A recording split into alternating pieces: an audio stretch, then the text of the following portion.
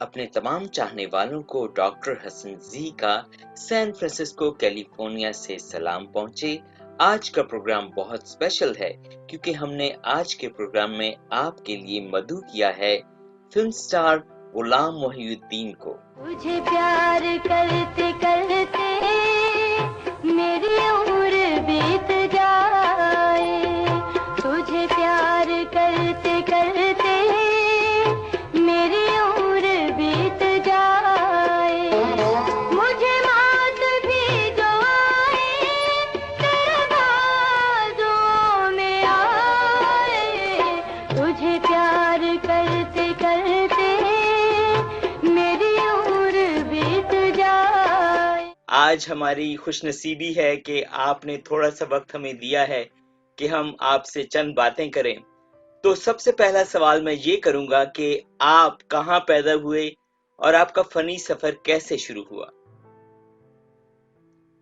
Doctor साहब, पैदाइश तो है मेरी हैदराबाद दक्कन इंडिया, और 1958 में माइग्रेट किया और उसके बाद फिर कराची सेटल हो गए आके। वहाँ से फिर मैंने बज़्म तलबा 71 की, जस्ट आफ्टर 71 वॉर, स्टूडेंट्स का एक प्रोग्राम होता था जिसमें सिर्फ स्टूडेंट्स पार्टिसिपेट करते थे।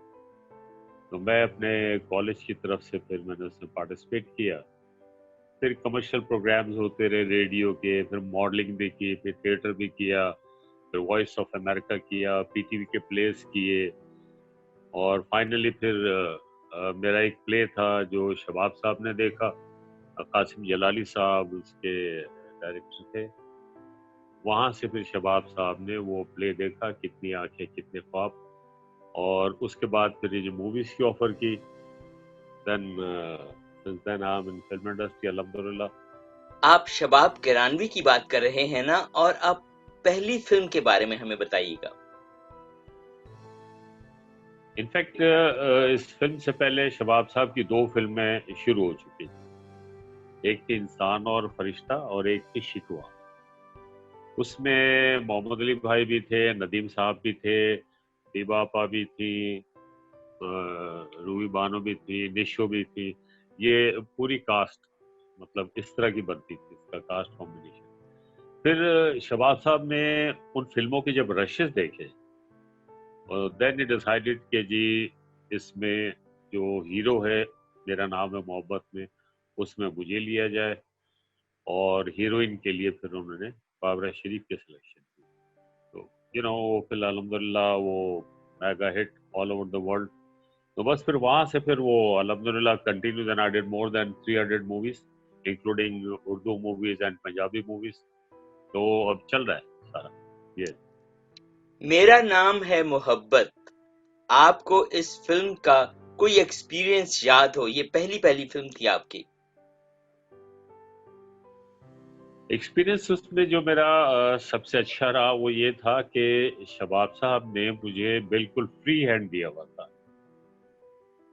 और फ्री हैंड मीन्स के उन्होंने मुझे ये कहा कि मैं उससे पूछता था, मैंने कहा ठीक है या कुछ और, कहने लगे नहीं बिल्कुल ठीक है, जिस तरह आप कर रहे हैं वो आप करें।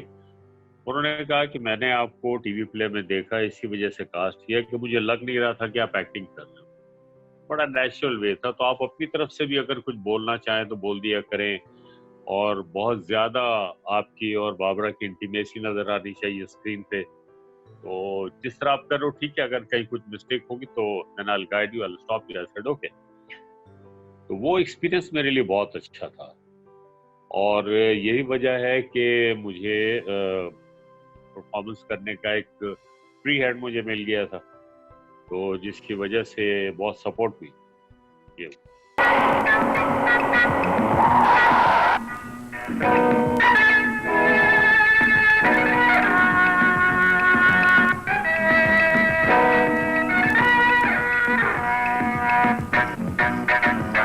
मिस, खुदा के लिए मुझे माफ कर दीजिए, मैं उस रोज की हरकत पे बहुत नादिम हूँ। देखिए, अगर आपने मेरी बात नहीं मानी ना तो मैं आपका पीछा नहीं छोड़ूंगा। मुझे मजाक बिल्कुल पसंद नहीं मिस्टर। तो फिर ठीक है, मैं सीरियस हो जाता हूँ, लेकिन खुदा के लिए अपनी मुबारक जबान से सिर्फ एक बार कह दीजिए कि आपने मुझे माफ कर दिया। तो क्या मैं आपको लिफ्ट दे सकता हूँ? शुक्रिया। झूठ मूठ का शुक्रिया तो अच्छा नहीं लगता। देखिए आपको मेरी बात माननी पड़ेगी। खुदा के लिए मेरा पीछा छोड़ दो। खुदा के लिए मेरी गाड़ी में बैठ जाइए। देखिए आपको अपनी माँ की कसम, आपको अपने बाप की कसम, जो आप मेरी बात ना माने। मैं मजाक बिल्कुल नहीं करूंगा, इसलिए कि मजाक मैं खुद पसंद नहीं करता। आइए तशरीफ लाइए प्लीज। मेरा नाम है मोहब्बत उसके सेट पर कोई ऐसा वाकया पेश आया हो जो आप समझते हैं कि थोड़ा सा जिसने आपको सिखाया? आपको मुझे लगता है किसी वाक़े का इल्म है। नहीं, ऐसा नहीं, एक सीन था जो ट्रेजेडी सीन था, तो उसमें मैं इमोशनली बहुत ज़्यादा इन्वॉल्व हो गया। तो फिर बहरहाल थोड़ी देर शूटिंग रोकी शबाब साहब ने, तो फिर नॉर्मल हुआ सारा कुछ। तो होता है कहीं आप अगर बहुत ज़्यादा फीलिंग्स के साथ अगर आप काम कर रहे हैं तो फिर वो रिएक्शन आपके ऊपर भी आ जाता है। तो आप मेथड एक्टिंग के थ्रू जो है वो अपने पहली ही फिल्म में इतने कैरेक्टर में जज्ब हो गए कि आपने क्या रोना शुरू कर दिया? मैंने आपको कहा था ना कि आपको कुछ पता है, बिल्कुल यही हुआ था।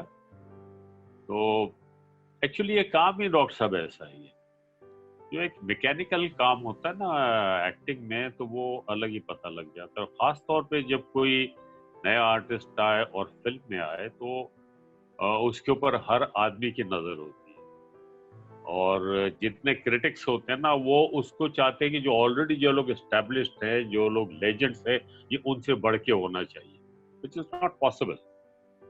तो अब वो उस लेवल को भी मेंटेन करना होता है। लेकिन अल्हम्दुलिल्लाह कि थोड़ा मेरे पीछे जो एक्सपीरियंस था रेडियो का, टीवी का, theatre and voice of America, ये सारी चीज़ें, तो उन चीज़ों ने मुझे बहुत पे किया। और मेरी ग्रूमिंग में कमर आफ्ताब साहब का और कासिम जलाली साहब का बहुत बड़ा हाथ मूवीज़ में जाने से पहले।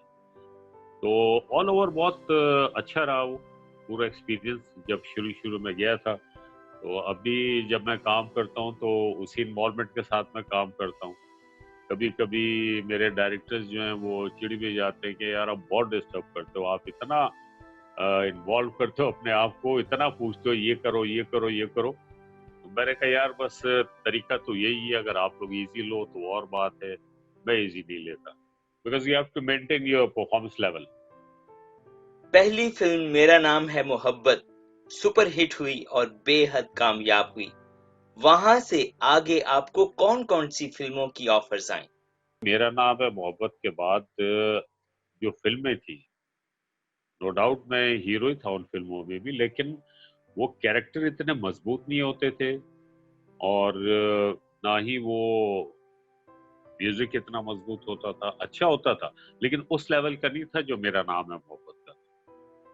तो वो लोगों की एक्सपेक्टेशन जो थी, जो लोग समझते थे, तो मैंने उनसे यही कहा कि मैंने कहा भाई शारजा का जो छक्का है जावेद मियादाद का, वो एक ही दफा लगता है, वो ठीक है ना।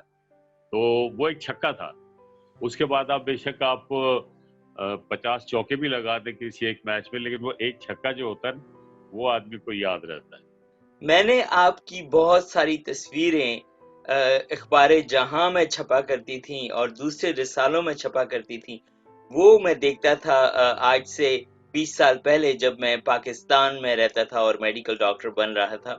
उस वक्त आपने बहुत सारी जो उस वक्त की टॉप हीरोइंस थी उनके साथ काम किया। बताइए कि किन किन हीरोइंस के साथ आपके पेयर बने रहे? जिनमें शबनम भाभी हैं, मुमताज हैं, अल्लाह मग़फ़िरत करे, रानी बेगम है, तो ये भी मेरे साथ कास्ट हो गई। उसके बाद फिर 10-12 साल ये चलता रहा, बाबरा, शबनम, मुमताज, रानी। फिर उसके बाद अर्ली 80s में फिर कुछ और हीरोइंस आई, जिसमें नीली, नादरा एंड रीमा, अंजुमन, साइमा। गुलाम मोहिउद्दीन साहब, आपने सिख कैरेक्टर्स भी बहुत सारे फिल्मों में किए हैं। उनके बारे में हमें बताइए कि वो कैसे लगे आपको?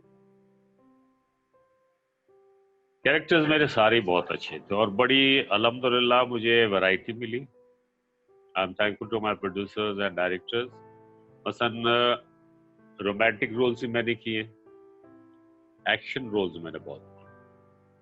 और वेस्टर्न स्टाइल की जो मूवीज होती है, काउबॉय फिल्म, आप तो अमेरिका में रहते हैं, आपको पता होगा कि डेफिनेटली वो टेक्सास एंड मैक्सिको बैकग्राउंड पे जो फिल्में बनती हैं, जी जी तो उस तरह की फिल्में भी मेरे आने के बाद ही शुरू हुई, जिनमें आतिश थी, आंसू और शोले थी, आंधी और तूफान थी, इस तरह की जो फिल्में थी, 100 राइफल्स वगैरह, इस तरह की सारी फिल्में। उसके बाद फिर मैंने सिखों के बड़े रोल किए। मुट्ठी भर चावल, जीवा एक कॉमेडी रोल था, सखी बादशाह उसमें भी एक कॉमेडी रोल था, फिर सन ऑफ पाकिस्तान। और जब मैं नया नया आया था टीवी पे तो मैंने एक प्ले किया था परमेश्वर सिंह। परमेश्वर सिंह तो उसमें अफजाल चिट्टा साहब थे, लेकिन मैं एक सपोर्टिंग रोल में, तो ऑब्वियसली मैं नया था उस वक्त, एक लर्निंग प्रोसेस था मेरा, तो वो भी एक सिख का था। अभी एक सीरियल आ रहा है मेरा, शाहिद साहब जो है उन्होंने प्रोड्यूस किया, उसमें भी मैं सिख हूँ, भी कॉमेडी सिख का रोल है। तो सिख रोल मैंने बहुत किए। फिर एक फिल्म बनी थी महल मेरे सपनों का, उसमें हमारे जो कराची में मकरानी भाई हैं वो मैंने कैरेक्टर किया था, वही टोन, क्योंकि मेरे बहुत दोस्त हैं कराची में, तो उसको फिर मैंने अडॉप्ट किया। फेस भी अपना थोड़ा ब्लैक किया, बाल भी वो कर ली, और टोन भी फिर मैंने वही रखी। और एक फिल्म थी आमिर खान, उसमें मैंने हीरो का रोल छोड़ दिया, गाने वाला रोल छोड़ा, और मैंने एक लॉयर था जो तकरीबन 6-7 सीन के बाद वो पागल हो जाता है, वो एक पागल का कैरेक्टर किया। फिर जिद मेरी एक फिल्म थी, सरकट इंसान एक मेरी फिल्म थी जो एक साइंस फिक्शन थी। तो इस तरह से मुझे वैरायटी बहुत मिली, अल्हम्दुलिल्लाह, बहुत वैरायटी। अच्छा, आप मुल्क से बाहर भी जाते रहते हैं, लंदन, अमेरिका, वहां पे आपको कोई सिख भाई मिले हों और उन्होंने आपको कोई कमेंट दिया हो, उसके बारे में हमें बताइए। मैं 2 दफा इंडिया गया हूँ, चंडीगढ़ में वर्ल्ड पंजाबी कांग्रेस एक वहाँ पे वो थी, कॉन्फ्रेंस थी, तो वहाँ पे बहुत सारे सिख जो हजरात थे वो आए मुझे मिलने के लिए, और बहुत खुश होते थे, मुझे कहते थे कि आप कैसे करते हो ये। तो मैंने कहा यार अभी काम है तो करना तो होता है उसको, ऑब्वियसली। तो बड़ा अच्छा रिस्पांस मिलता मुझे। जब मैं कनाडा गया था तो वहाँ पे आपको पता है कनाडा में तो बहुत ज़्यादा तादाद है हमारे सिख हजरात की, सिख भाइयों की, तो वो बहुत खुश होते थे मिल के, मुझे अच्छा लगता था। गुल्लू भाई, कोई ऐसा कैरेक्टर जो आप अभी भी चाहते हैं कि आपको मिलना चाहिए? देखिए, हर कैरेक्टर जो होता है वो अपनी जगह बहुत इम्पोर्टेंट होता है, और जो वीक कैरेक्टर्स होते हैं ना, जो आपको करने भी पड़ते हैं, डायरेक्ट टीम वर्क होता है, तो कमजोर कैरेक्टर को करना बहुत मुश्किल काम, और जो डिफिकल्ट कैरेक्टर्स होते हैं, जरा डिफरेंट होते हैं, तो उनको करने के लिए आपको बहुत ज्यादा मेहनत करनी पड़ती है। तो है ऐसे कैरेक्टर्स, अब देखें, इंशाल्लाह मौका मिला तो कभी करेंगे। आप एक चीज ये देखें कि सब कॉन्टिनेंट में जितने भी फिल्में बनती हैं इसमें डायलॉग बहुत ज्यादा होता है। मैं कोई ऐसा कैरेक्टर जो कोई गूंगे का कैरेक्टर हो, जो सिर्फ अपनी बॉडी लैंग्वेज से और अपने फेशियल एक्सप्रेशन के साथ, इस तरह एक गूंगा होता है, वो एक आम लाइफ में जिस तरह से रहता है, जिस तरह से अपना मैसेज आपको कन्वे करता है या दूसरे लोगों के साथ दोस्ती करता है, वो दूसरों के फेस एक्सप्रेशन को फॉलो करता है, वो भी हाँ में हाँ मिला रहा होता है, वो भी समझ रहा होता है बात। तो ये एक बड़ा इंपॉर्टेंट कैरेक्टर है, तो इस तरह का कोई कैरेक्टर होता है प्रेफर टू। आमतौर पे हीरो का जो एक इमेज होता है वो फिल्म में बन जाता है और उसके बाद कंटिन्यूअसली आपको हीरो ही के रोल मिलते रहते हैं, लेकिन आपकी खूबी ये है कि आपने कैरेक्टर एक्टर भी बहुत किए हैं, उनके बारे में हमें थोड़ा सा बताइए। मैंने उसी वक्त तकरीबन 20-25 साल का जो एक एरा था, ऑलमोस्ट 25 इयर्स, तो बहुत गाने गाए तमाम हीरोइंस के साथ, बेशुमार गाने गाए, डांस भी मैंने ही शुरू किए। प्यासा कुएं के पास आता है, मैं हूँ मोहब्बत का प्यासा, अरे मैं अपना दिल लेके तेरे पास आया हूँ, आज तेरी मर्जी दिल दे या दिल तोड़ दे।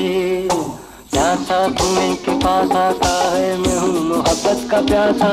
अरे मैं अपना दिल लेके तेरे पास आया हूँ, आगे तेरी मर्जी। हर किस्म का डांस किया, सिखों का भंगड़ा डांस भी किया, मॉडर्न डांस भी किए, डिस्को डांस भी किए। उस समय साथ बाहर की हीरोइन थी, थाईलैंड की। हमें साथ 3 फॉरेन हीरोइन ने काम। एक थाईलैंड की हीरोइन थी प्राइमा, आग और शोले, और एक फिल्म थी आगिया, वो बांग्लादेश की हीरोइन थी नौतन, और एक फिल्म थी मेरी तिलिस्मी जजीरा, जो सरगट इंसान के प्रोड्यूसर है सईद रिजवी, वो एक रशियन हीरोइन थी। तो इन तीनों हीरोइंस ने भी मेरे साथ काम किया था। मैंने फिर लेटर ऑन मैंने रियलाइज किया कि कब तक मैं गाने गाता हूँ, तो कुछ कैरेक्टर्स भी होने चाहिए ऐसे। ऑब्वियसली एक टाइम आता है जब आपको कैरेक्टर रोल्स में अपने आप को कन्वर्ट करना पड़ता है, और कैरेक्टर रोल्स हैं बहुत इम्पोर्टेंट हो। जैसे हमारे पास अलाउद्दीन साहब हैं, तालिब साहब हैं, फिर मोहम्मद अली साहब जब गानों से हट के आए तो उन्होंने भी बड़े बड़े अच्छे कैरेक्टर रोल्स किए, नदीम साहब ने भी किए। तो मैंने ये रियलाइज किया कि थोड़ा चेंज करना चाहिए। तो फिर जैसे जिद फिल्म थी, वो मेरा एक बड़ा मेजर एक ब्रेक थ्रू था, और वो इनफैक्ट एक फिल्म थी, इंग्लिश फिल्म थी रिवेंज, तो इसको अडॉप्ट किया था। वो एंथोनी क्वीन ने किया था वो रोल, तो उसको फिर हमने अपने माहौल के हिसाब से बनाया। तो वो भी एक कैरेक्टर रोल था। आमिर खान एक फिल्म थी, वो भी एक कैरेक्टर रोल था। उसके बाद फिर और भी काफ़ी मूवीज़ मैंने की हैं। तो मैं हमेशा कोशिश यही करता हूँ कि कुछ चेंज करता रहूँ, चेंज करता रहूँ। नाज़रीन, उम्मीद है कि आपको आज का प्रोग्राम बहुत पसंद आया होगा और गुलाम मोहिउद्दीन से मज़े की बातें आपने सुनी होंगी। अगले प्रोग्राम में हम आपके लिए गुलाम मोहिउद्दीन इंटरव्यू का पार्ट 2 पेश करेंगे। अगर आपको हमारा प्रोग्राम पसंद आए तो प्लीज़ इसे सब्सक्राइब कीजिए, अपने दोस्तों से शेयर कीजिए, और अब हमें अगले प्रोग्राम तक के लिए इजाज़त दीजिएगा। खुदा हाफिज़। पाकिस्तान जिंदाबाद।